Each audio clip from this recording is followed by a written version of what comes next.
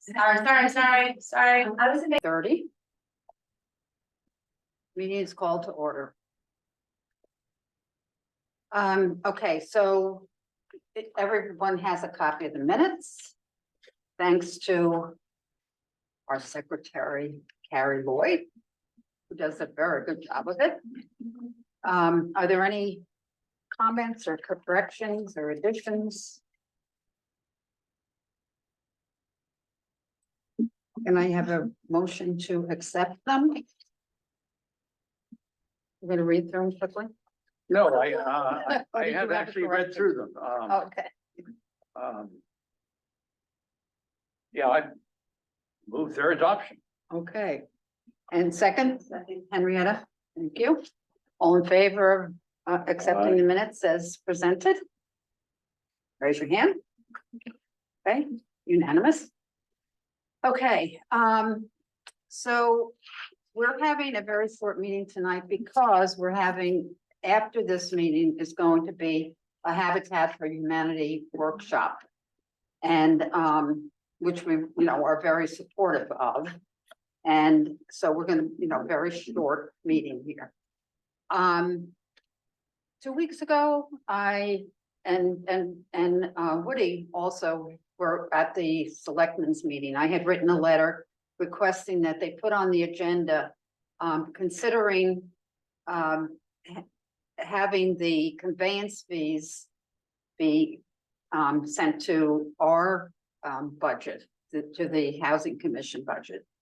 So they discussed it, and they, they're definitely in favor, as I think I could say, in favor of affordable housing. Mhm. But you weren't sure about whether or not that was the way to get the money to the Housing Commission for affordable housing. Yeah. Can you Sure. elaborate on that? So Jim? Judy, well, Dean and I, we discussed it further at the Board of Selectmen. Dean and I met last night with the Board of Finance. In the overall, so there's good news, bad news, and just a couple of questions. The bad news first is the board and the Board of Finance seem to concur, was reluctant to commit that conveyance fee every year. For a variety of reasons. It's a changing number. At times it could be a large number that's part of the town's revenue. And it also would take it out of the voters' purview every year in the budget cycle. The good news is we all, including the Board of Finance, excuse me, recognize the need to do a much better job of funding. So 2 years ago, I think we did 50,000. Last year, we only did 25. We sort of bandied around the number 100,000. But my questions are this. What mechanism do we have to utilize those funds? In other words, is the goal of the commission so years ago, almost 20 years ago, we started a land acquisition fund and a housing fund. And if I recall correctly, the goal was when an opportunity came up, whether it was to help the trust with a limited equity, is that still the goal? Is to build units? Certainly. Does that make sense? Yes. Is Plus we also have the assistance? Yep. Yep. Down payment assistance program. Yep. So what I can tell you is, so again, we don't have, or the Housing Commission doesn't have any authority to spend that money. That's why we use the trust, or we partner with the trust. No, I brought copies of the Ordinance. ordinance for the fund. Yeah, And and all of the money would go in that fund, so this governs the expenditure. It says said expenditures shall be made exclusively for the costs associated with the investigation, appraisal, acquisition, administration, fee, and maintenance costs related to parcels of land, both improved and unimproved, or development rights, easements, deed restrictions, options, interests, and rights therein, to use which should be limited to retention or designation of parcels for their long-term use. In providing affordable housing as defined by the state statute. So it can be used for all of that. And then it talks about recommendations for expenditures, or it talks about how it works. examples of, So, So it goes to the commission, and if it's over $10,000, and the board of selectmen, if it's over 10,000, then it goes to board of finance. okay, but we do have the ability to partner with, because we've done it in the past with the housing trust, That's what Yeah. we, yes. right? Yes, And because that's sort of we use that as the arm that can actually achieve these goals. So my next question is, that doesn't sound like it allows, for example, if a house came on the market for $250,000 that would fit the criteria we're looking for, we can't buy it. You know, it's interesting, it Well, it says acquisition of land. Yeah, improved and unimproved development, rights, easements, deed restrictions, options, interest. So I think one thing we have to look at is maybe tweaking that ordinance, Yeah, because I think we're missing a huge opportunity. So if we fund whatever the number is on an annual basis, in 5 or 6 years' time, have a substantial amount of money. You know, I think we need to take a hard look at that with the town attorney to say, how do we open this up to give broader use? In other words, can we do more with down payment assistance? You know, I don't know if these are all things we want to get into, but it's looking outside the box, because the mantra of, well, we don't want to be landlords, I guess that's true. There's also tying our hands and we can't get anything done. And if we can work with the housing trust, or we have the opportunity to really get some money in there and make purchases or whatever it may be, I think we should correct that ordinance. agreed, agreed. There are Sounds good. copies if anybody wants. yeah, So you're saying that the housing trust is not empowered at the moment to own or purchase land for affordable housing? No, we can't. The commission it we can can't do do it for that. land. but We can not- do it for land, but it doesn't seem to mention anything I see. about, Oh, to yeah. me, yeah, if Which is weird, because we've given, I went through all of the income and expenses for the fund previously. And $70,000 was given to the trust for the development of the Vincent property. Mhm.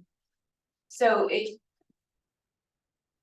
they already had the land, I mean, it's interesting, I don't know. Yeah, there may have been a gray area with the 2 additional units put on there. I mean, I would just want to have it crystal clear that we have broader options. And to your point, Judy, we're all on board with Yeah, getting better. Now, to say, it's simple to say that, but I back it up with the fact that it's in my PowerPoint for the ambulance building tonight is we put to bed a lot of big ticket items. So we had roads and bridges, you know, for the Mhm. last 4 years. There's been $600,000-700,000 put into that capital budget. We've now completed all bridges, so all but one has a minimum of a 25-year lifespan. So we reduced that line item this year to $100,000. Same thing with the town highway department. When the town garage burned down, our entire fleet was in there. We had to buy a whole new fleet of trucks, which were all garbage. Lemons. One year, I think we spent $60,000 in maintenance. It was outrageous. They're all gone now and replaced, so that line item can be reduced. This year marks the first full year there is no more commercial hauling to the transfer station. So that saves about 140 to there's no more 150 what, I'm sorry. commercial hauling. So they all have to take, whether it's All American, whether it's JBM, whether it's Oak Ridge, they've got to haul to their own facilities. They're not using ours anymore. So that's about 140,000 a year in savings, tipping fees. The building department, we ended that contract over I think we went back 20 years. That should add a net revenue of about 420,000 every year, minimum.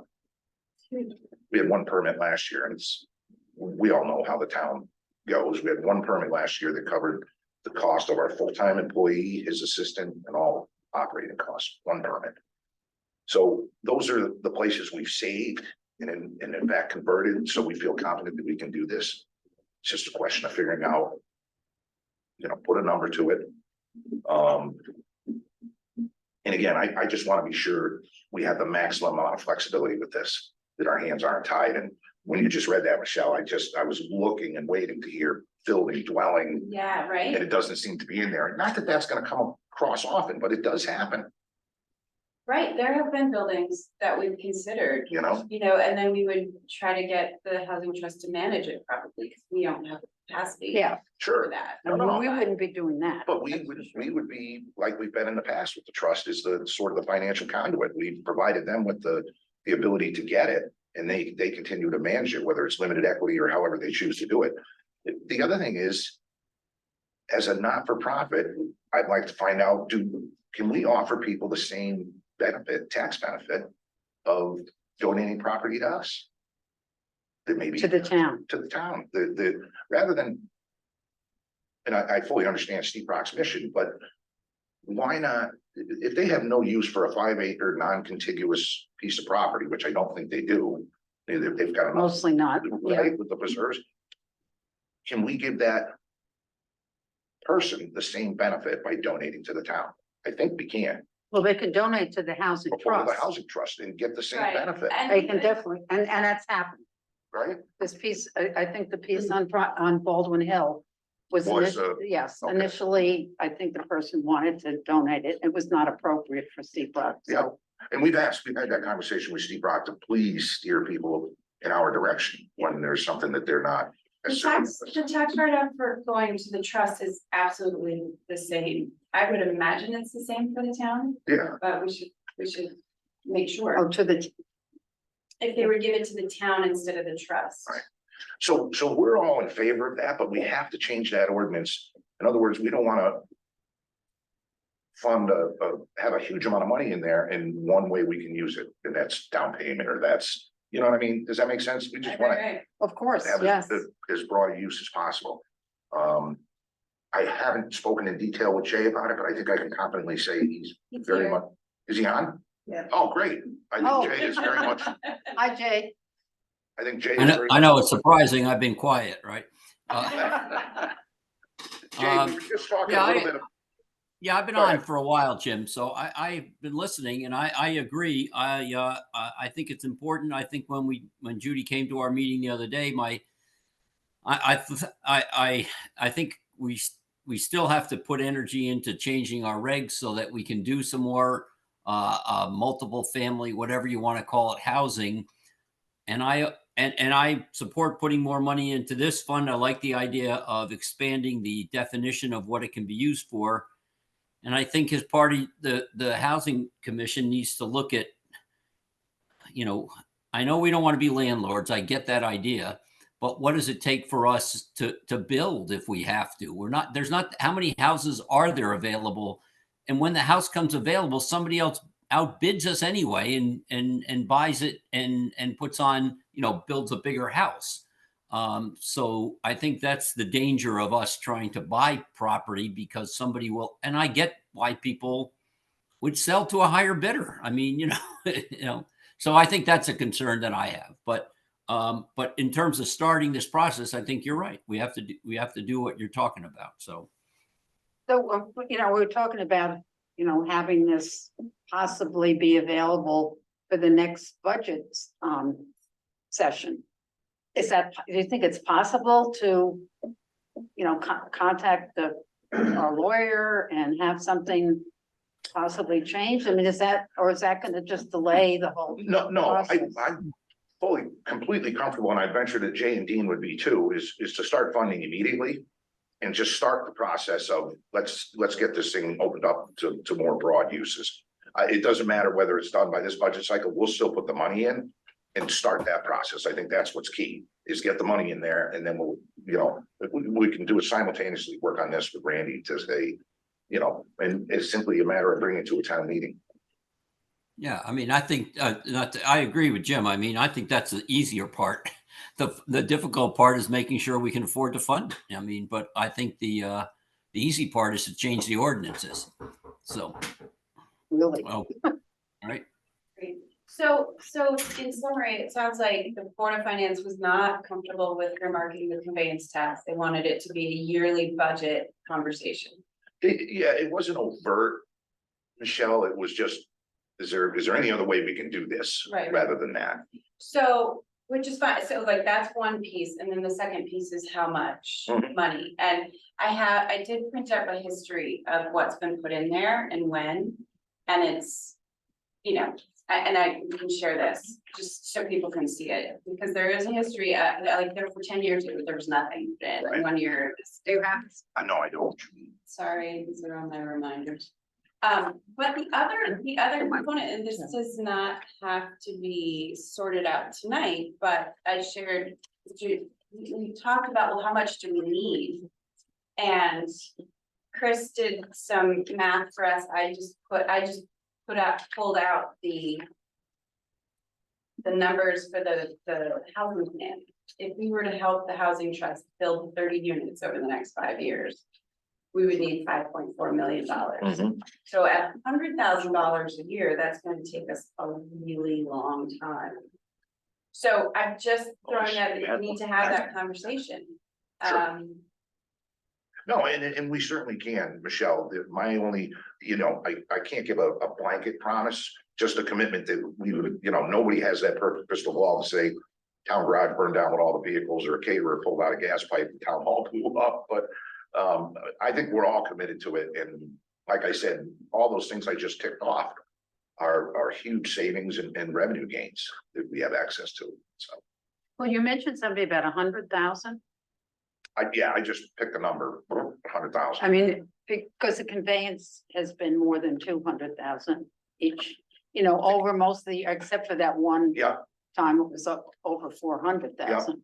I think it fluctuates. It fluctuates. I have A a little history of bit, that yeah. here to share with everybody. Here's the conveyance tax. Over the years, I printed it so it's bigger so we could all read it. Michelle, can you put those reports you have, leave copies for me with Jim? Yes, so I have, the conveyance tax, a history of the funding into the fund, what it would take to build 30 units. And that's actually very conservative in housing price. The cost of building has actually gone up since we got that number from the Housing Trust.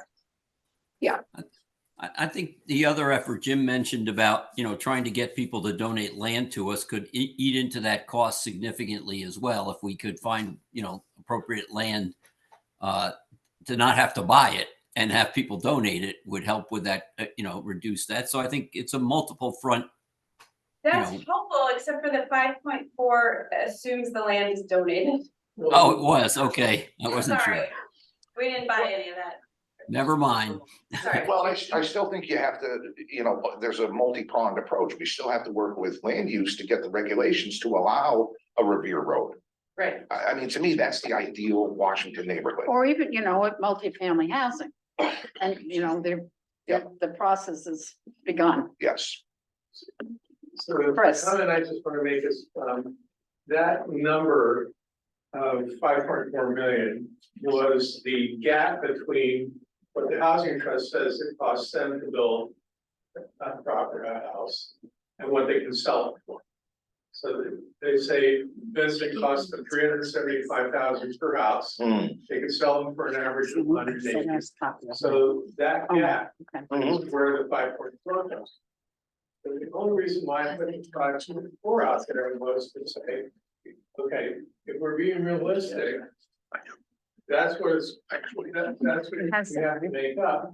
So part of the puzzle is how do you reduce that gap? So getting people to give the land or to deed restrict the land to affordable housing. You reduce the square footage of the house, build them so they're very energy efficient. There are all sorts of ways to close that gap. And I think that's the challenge that the commission has, is you've got the 30 houses, that's the goal, you've got 4 years to do it. Okay, let's put our thinking caps and figure out how we can do it. At the end of the day, if it could be done at no cost to the town, fantastic, right? Or if the town is just supplying seed money, we're saying yes. Anyway, it's a puzzle. Yeah. And I think. Complicated You puzzle. start with the worst case scenario. Best case scenario is 30 houses. Worst case scenario, this is what it's going to cost. How do we close that gap? And I think there are lots of ways. Getting money from the town is one of them. And then just to Revere Road, we actually have 8-30G. So technically, we can. I mean, I think towns don't want to use 8-30G to circumvent their own zoning commission. I have no trouble with that. I'm with you, Jim. I'm just saying, if that's the only avenue to getting it done, I have no issue whatsoever with taking a hit on that. Yeah, no, and so the thing is that, yeah, we could do it. It doesn't have to be entirely adversarial. I mean. Oh, I can be don't mean it as friendly, adversarial. I just Right? mean it It's as a tool. We're gonna use every tool in the kit. Yeah, I think it should be just seen as a tool, not. Yeah. Like as a threat. It's safe to say, I think we're definitely committed to funding that more appropriately, and I think the Board of Finance will follow the Board of Selectmen's lead on that. We just have to have further talks about what that number is, what is practically useful for you. So it's fair to say 100,000 is gonna take forever. Can we do more? Can we, you know what I mean? And then it's up to us, Jay and Dean and I, to plug it into the budget and make it work. Does that sound like a Yeah. reasonable it sounds path great. forward? I think it's another part of the challenge which the commission has been talking about is the bandwidth or the capacity to actually do this work, because it's the trust, it's falling to the trust. Yeah. But it seems more reasonable to me to put chunks of money, even though there might not be a project imminent, instead of coming to you and asking for 500,000 all at once, just I so. agree, I'd rather have it in-house, it's Yeah, just like our so capital it- program is right. have it in-house, so it doesn't impact anyone when it's used. Right, I get it completely. So, I understand the thinking behind the finance committee. One of my regrets, is that I suspect most of the, fees that we're getting are on purchases of weekend homes and Airbnbs, lessening the use of the available housing that we have now in town, which is working against us. And it would be nice to have a visible and understandable connection between those two things. Mhm. It is, it's definitely a hurdle, Woody, and I think the pathway around that is a combination of acquiring land and building and being able to take advantage of places that come up that immediately to have that money available. To be you able mean to purchase a to home? purchase, to move quickly, yeah. that's a good point. So the house on, the house that's proposed on Baldwin Hill, Mhm. I think, Chris, it's like gonna cost 500,000 or something or more? I didn't hear that, but Oh, I heard Bill just saying, historically, they need 375 to buy the land and build a house. When you look at Haystack Woods up in Salisbury or whatever, were they building those for $1 million? yes. And so, I don't think that's gonna work for us. I think we need to figure out how to, I'm pretty sure the 375 did not include land or pre-construction costs. so, well, I can tell you, with Vincent property. That is what, It included the land, yes, one home. Yeah. Or a refurb and then two buildings. yeah, exactly. So that was their total budget and anyway. Okay, well, And it's probably a good idea sooner rather than later to bring the trust in on this. And have a conversation with them as well, and we can do it either through a housing, I'm happy to come back. Or a selectman, whatever works best for everyone. Okay, Okay, our next meeting, we'll do that.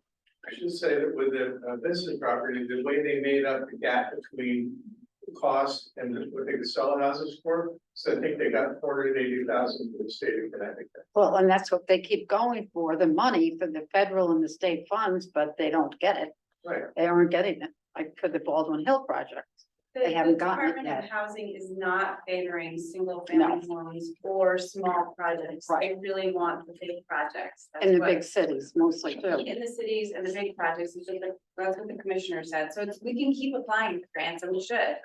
But that's not where they're you've got to focusing. be realistic about That's not their expectations. focus right now, they flat out said that at the last workshop.